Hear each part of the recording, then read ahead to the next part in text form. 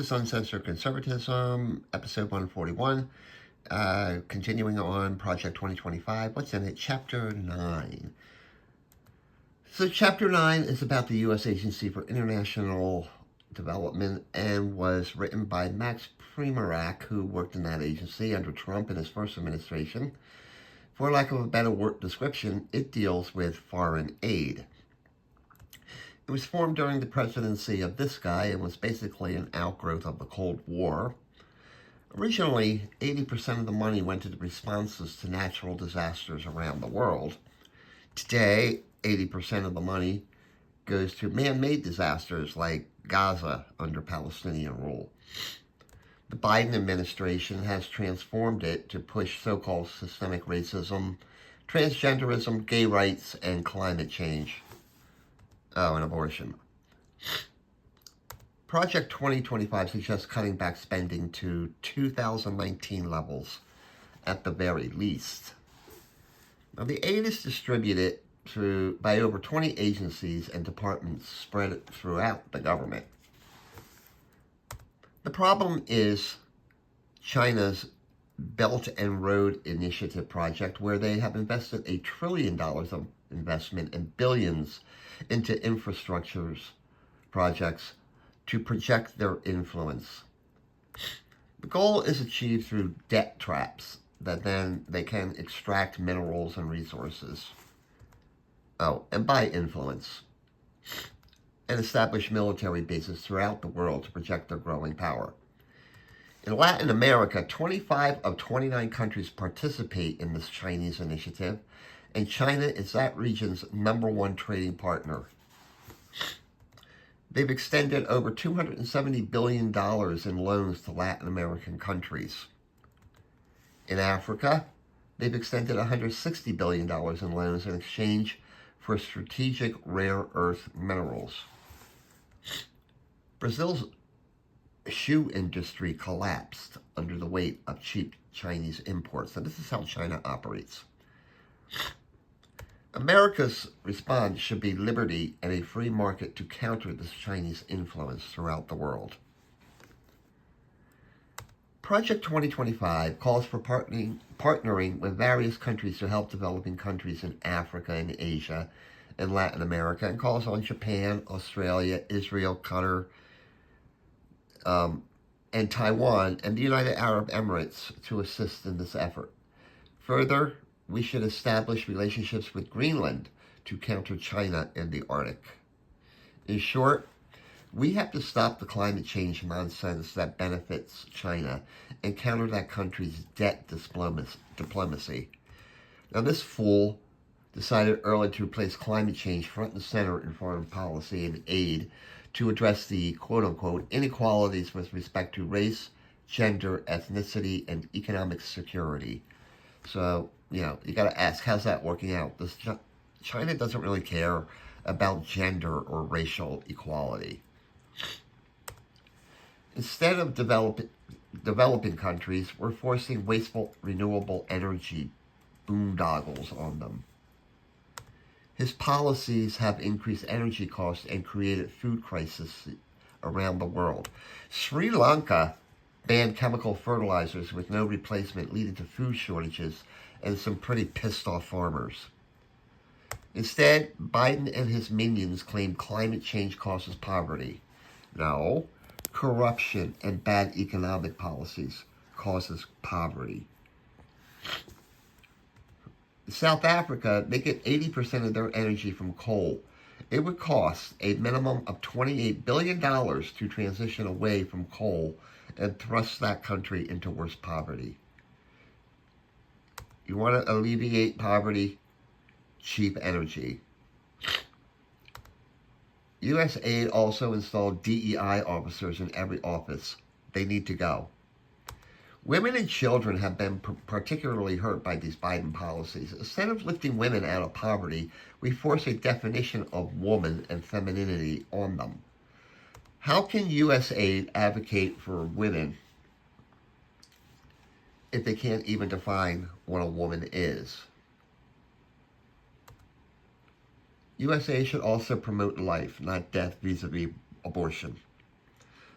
All those silly terms that gender studies grad students come up with should be erased from all policies, including calling abortion reproductive freedom or reproductive health.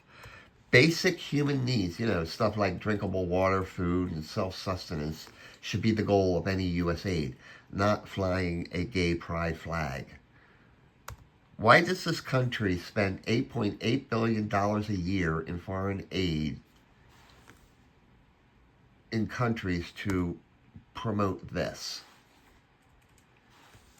And it's largely funded through a pro-death NGOs like Planned Parenthood International and MSI Reproductive Choices. All funding should be cut off to these entities. This guy repudiated Trump over attempts to enhance religious freedom through foreign aid. Instead, we now push this crap. Only in a few select countries, like Ukraine and Jordan, does aid flow directly to the foreign government. Instead, grants are made to international organizations or NGOs. If there are to be these grants, then they must come with strings attached. The first being, stop the climate change nonsense and gender ideology crap as a precondition for that money. Faith-based NGOs, especially in Africa, have been shunned because of their views on abortion and gender ideology, yet they are some of the best performers in achieving results that help actual Africans.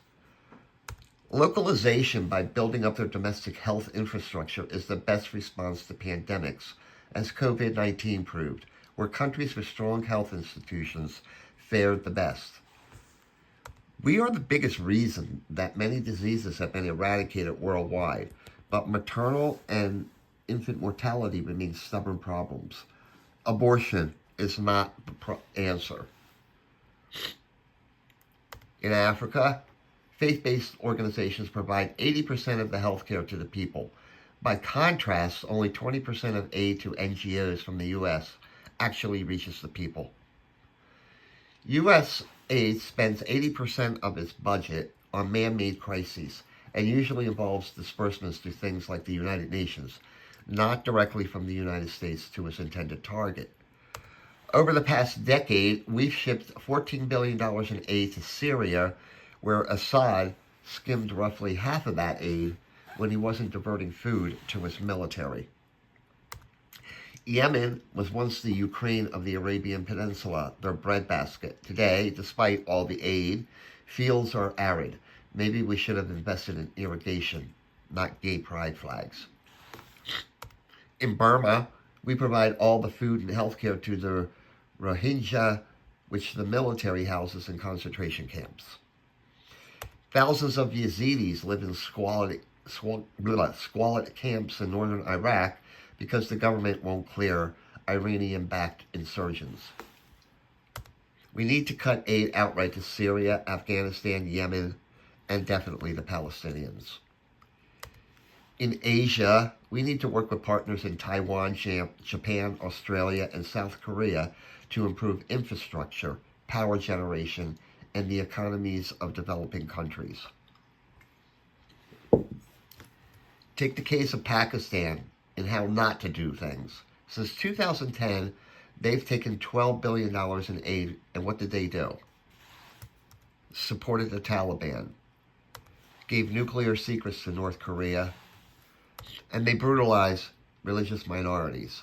As far as the Muslim world is concerned, 2 words: the Abraham Accords. Bringing on countries like Sudan, Morocco, and others would do more to alleviate poverty in those countries than 10 years' worth of U.S. aid. Africa remains poor and unstable despite huge investments in eradicating AIDS and malaria and other diseases. Now, Biden will say that climate change drives African migration. No, poverty drives that migration. And when it comes to fossil fuels, that also applies to fertilizers. African nations receive duty-free access to U.S. markets. That should be tied to good governance and free market reforms in those countries because the agreement expires in 2025. Japan is investing $30 billion in Africa as are Gulf-based sovereign funds. You know what's holding back Africa from alleviating poverty? The United States and its no-strings-attached foreign aid complex. And what has foreign aid bought us in our own backyard? A strongman dictatorship in Venezuela, a joke of a government in Mexico which has surrendered their sovereignty to drug cartels, fentanyl flowing over the border, illegal immigrants streaming over the border, and Chinese influence throughout. Meanwhile, yes, Haiti remains a shithole, and they eat cats in Ohio when they come here. Meanwhile, the vast food and energy resources remain untapped. You know, things that can lift that region out of poverty. America is the most charitable country in the world, more so than China.